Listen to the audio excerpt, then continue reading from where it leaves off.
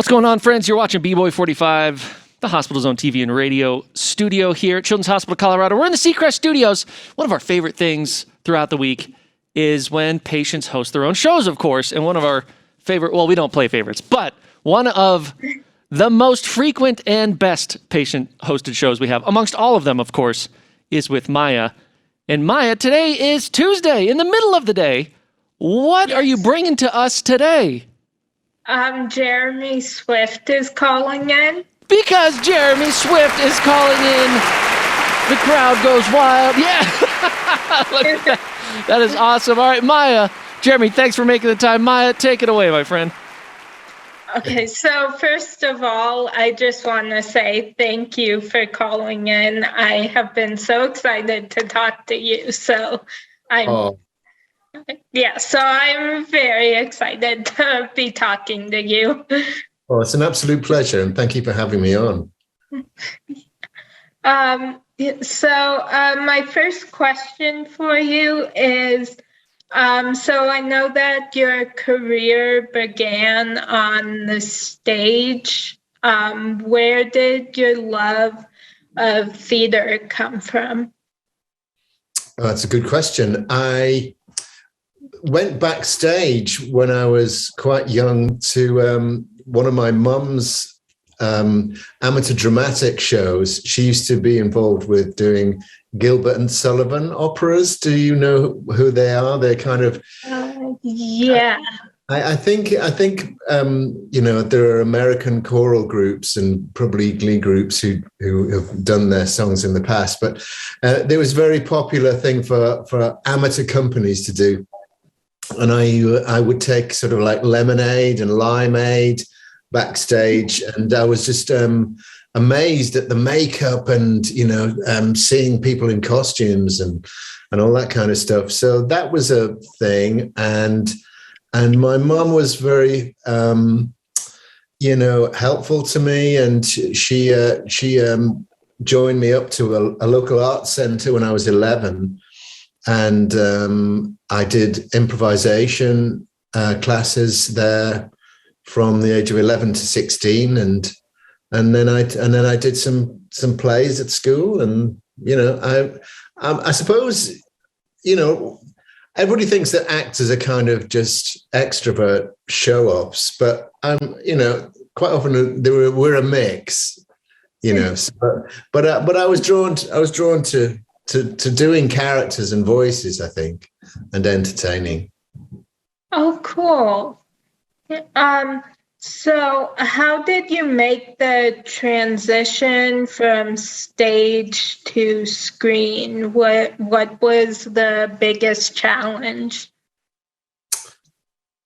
The biggest challenge for a lot of actors is just getting interviews for that level of job for television and films, and I was haunted for a long time by older actors saying, "Oh, that's a catch-22 situation. If you haven't done it, you don't have the experience." And at the same time, people aren't ready to and willing to give you that experience if you haven't done it. So I thought, how do people ever get in there? But I did, before I really did television, which wasn't really until my early 30s, I did a lot of commercials.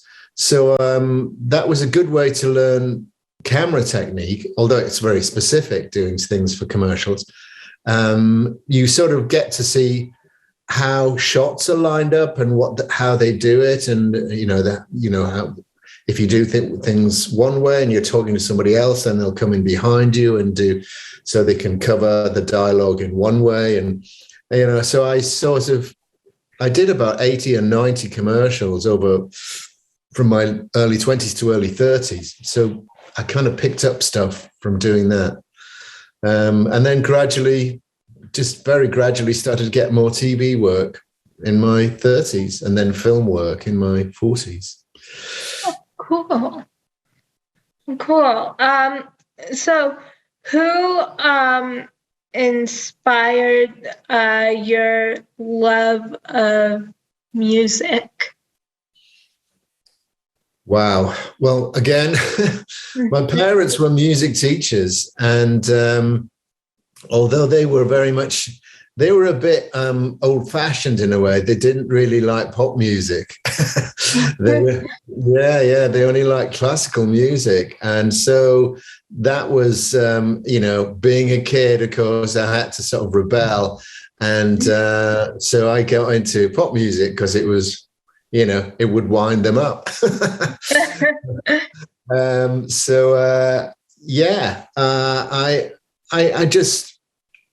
I loved otherness, really. I loved electronic music. And I think when I was very young, there were a lot of bands that started to use synthesizers. And I was very much taken with Brian Eno. He used to be in a group called Roxy Music in the very early 70s. And I always thought he had a great mind, and he had, a great interest in pushing new sounds and new juxtapositions, which is like crossing different things and putting things together. I've always loved his music, and I think he's a great innovator, and in a very healing way. A lot of his music, his ambient music, he started off a whole movement there, basically, of music that can sort of heal people and make you feel relaxed, and it's good for mental health. So I think he's been a real sort of force for good, as well as just an innovator in pushing new sounds. Oh, cool. So you play Higgins in Ted Lasso, which I do. Obsessed with that show. What is your favorite part about working on this show? Wow. There are a lot of favorite things that I have about this show, because number one, I think the cast is so talented, and they're all individualistic. They all have their own way of performing and their own traits. Nobody's borrowed anything from anybody else, nobody's copying. And the cast are very smart, and they're just really, really adorable people. So I love working with them for that. The scripts always go in different directions you wouldn't have conceived of, and I think that's great, and it keeps the audience engaged. But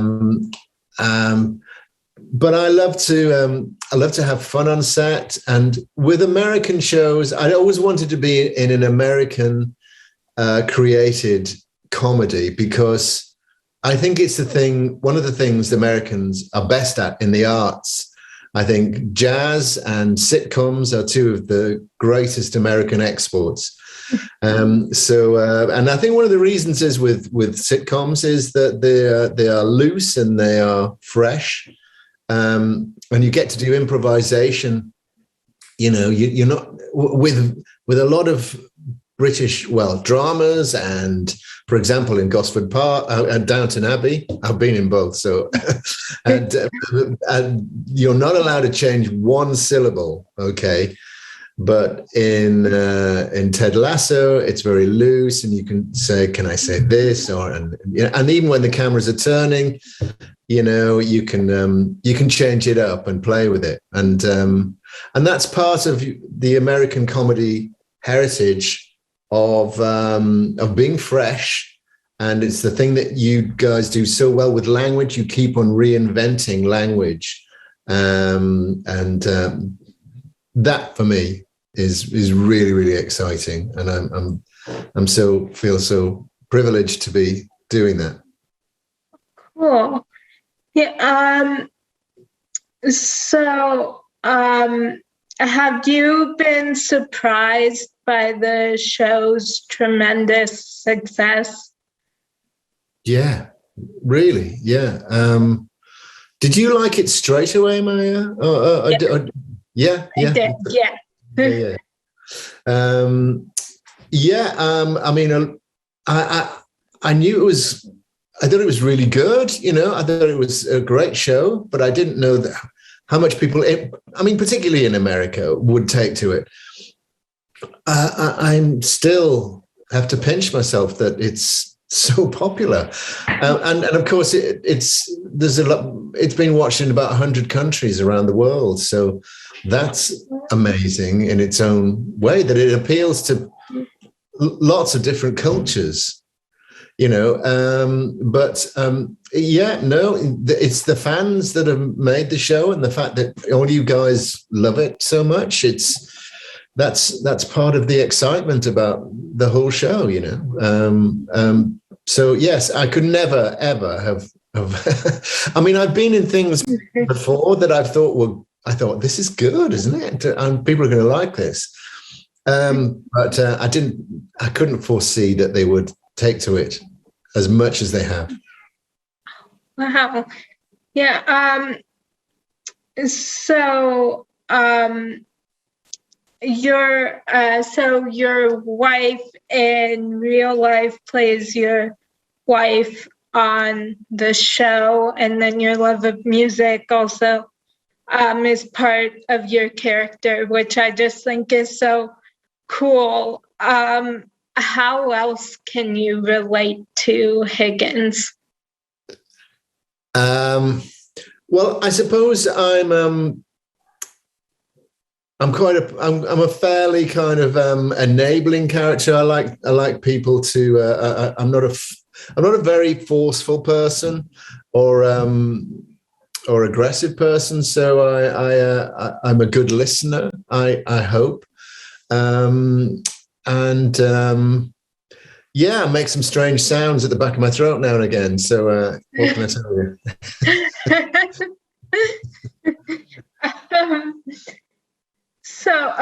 Do you ever break character because the writing's just too funny? Yeah, I've usually got on over the writing, but if somebody improvises something that I didn't expect, then that can take me. Yeah, certainly. And Jason and Brendan Hunt, who plays Coach Beard, they've done sports improv comedy before Jason got onto SNL and all that kind of things. So my grandson is shouting at me. And they're so good at it. They're just incredibly good at being super funny out of nowhere. So yeah, that's when I go. That's when it takes me out. Cool. Yeah, I've been throughout this pandemic, I've rewatched Ted Lasso, and I've been watching like lots of SNL, and so those are like the two of the shows I've just throughout quarantine and the pandemic, I've just been watching all the time. Cool. Yeah, so you really go for the comedy. Yeah. I do. Yeah. So you were also in the show Downton Abbey, which is another incredibly popular show. What was the best part of being on that show? I enjoyed making Maggie Smith laugh because I played her butler, so we had quite a lot of scenes together. But I enjoyed it. It was a very well-run show. Everybody was very nice on it. Everybody was looked after very well. And you never know quite where a story was going to go. And that was exciting. And so when the script came through, I didn't know even whether I'd be in some episodes, and then sometimes I had a whole bunch of scenes, and so that was very exciting. I didn't expect for that to happen, because I was only brought in for one episode initially. It was a director I'd worked for about 5 or 6 times on television. And I just thought, I didn't even know whether I wanted to do it, because it wasn't very much. But I just thought, well, it's a very big show. What's the harm? But I didn't expect the character to come back for, multiple episodes. So that was really rewarding. So it was lovely. Oh, cool. So you've had so many different roles. Is there one in particular that's meant the most to you? I did a film called Downhill about 9 years ago, and I think it's just one of the best things I've ever been in. And it was an independent film about, few oldie guys like me doing a walk. It's called the Coast to Coast Walk in Britain. It's called the Wainwright's Walk. A lot of people do it for charity, actually. And it was partly improvised, and we had to walk through amazing, countryside and scenery. And I love being outside and acting outside. It just seems such a gift. And then I think it's just such an underrated film, and but it's fantastic. It's a great British film. Should you ever get to see it, it's on Amazon, I think, and all that kind of thing. Oh, cool. Yeah. So, if you could have anyone narrate your life, narrate the story of your life, who would it be and why? Oh, wow. Well, I don't ever like the thought of taking myself too seriously. So somebody like Will Ferrell would be awesome, because I think he'd have like a kind of twinkle in his voice, if that sounds like a contradiction. Do you know what I mean? He would always have, so I could imagine him doing it tongue in cheek. Yeah. Also, I adore him and his work. So it would be very flattering. Yeah. Cool. So what is your biggest pet peeve? My biggest pet peeve. I suppose I'm not very good at people who just make intrusive noise. If it's I'm not very good with noise pollution, or people who talk loudly on their phones, in a public area. I just think it's not. I just think it's thoughtless, I suppose. That's one of them. Certainly. Yeah. I agree with that one. Yeah. So if you had to wake up to one song every morning, what would it be? What, the same song? Yeah. Do you know what? I think it would have to be Summertime by Gershwin, because I'm gonna sort of, because you said the same song, you see, you could have different versions. Yeah. So that's what I'd plump for. I'd say Summertime, every different version, and because there are hundreds. But also I just never get tired of hearing it. As soon as you hear the opening word, Summertime, you're just drawn into it, and you're just like, yeah. And whoever's playing, if it's Miles Davis or, Ella Fitzgerald or whoever, you're just drawn into the world of the song. And it's such an evocative song. It's kind of happy and slightly sad and bitter at the same time. It tells a story, Yeah. I think that the song I am like, there's so many songs I'm in love with, but there's one called Echo by the singer and actor Tyler Posey. And so that one, I think I would say that would be Tyler Posey. Yes. No, I'm gonna Google that. Cool. Yeah, he was and also in a show called Teen Wolf that I love, that my mom and my sister and I binged watched over the summer, through for a couple months we binged watched that. Oh, cool. Wow. Yeah. So what song inspires you to get up and move and have a dance party? Have a dance. I think I like a lot of Chic songs. And of course, like everybody, I'm crazy about Good Times, but My Forbidden Lover by Chic, it just has a momentum about it that it just drags you onto your feet.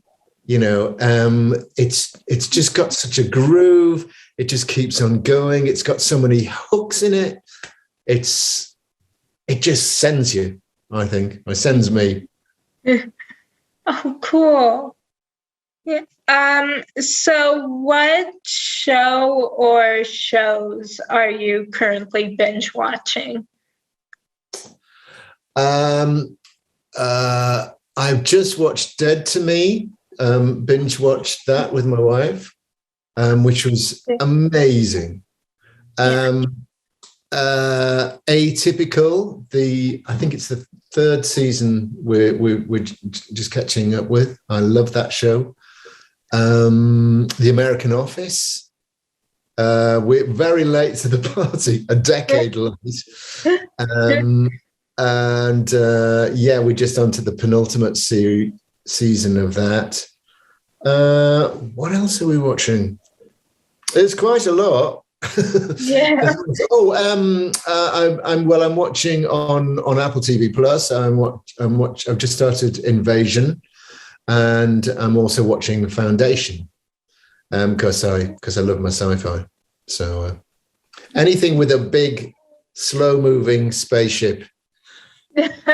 Yeah. Cool. So what is your go-to movie or show when you just want to be comforted? I think, do you know what the recent one is? The all-female Ghostbusters. I've watched it like 7 times. And it only came out about 3 years ago or something. Yeah. I love that film, and I never get to, even though with comedy, you sort of think all the beats, but they're all such awesome actors and comedians. I never get tired of it. It's just got Kristen Wiig, I'm completely in love with. And I think it's got a ticklish thing that she does such small little things that just have me in hysterics. I think she's amazing. And Melissa McCarthy, of course, is incredible. She can do anything. It's just such a dream cast. Yeah. Yeah. I love that movie. So It's awesome, isn't it? yeah. Yeah. So is there a line from a movie, song, or book that had a big impact on you? I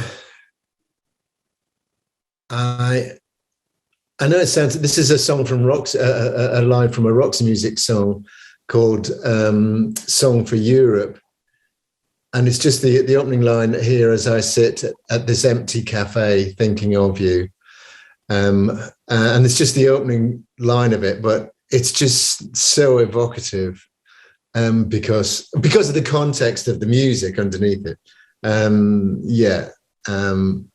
I completely love that song. Oh, cool. Yeah.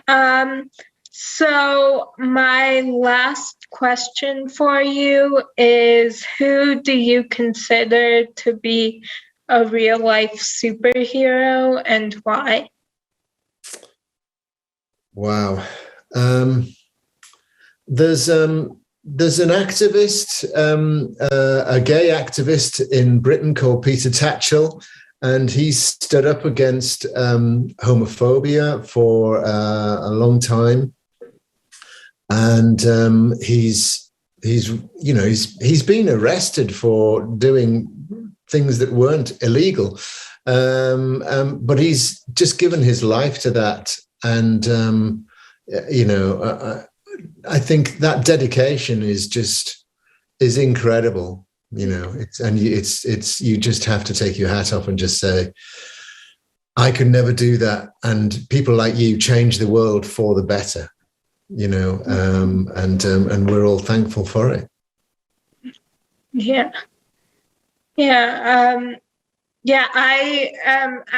going to look him up right after this, because I haven't heard about him, but now you talking about him, like, now I just love him, so I want to go look him up then.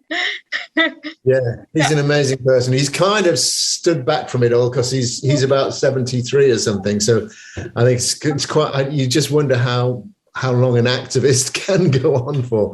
But look him up, man. Yeah. Okay. Cool. Yeah.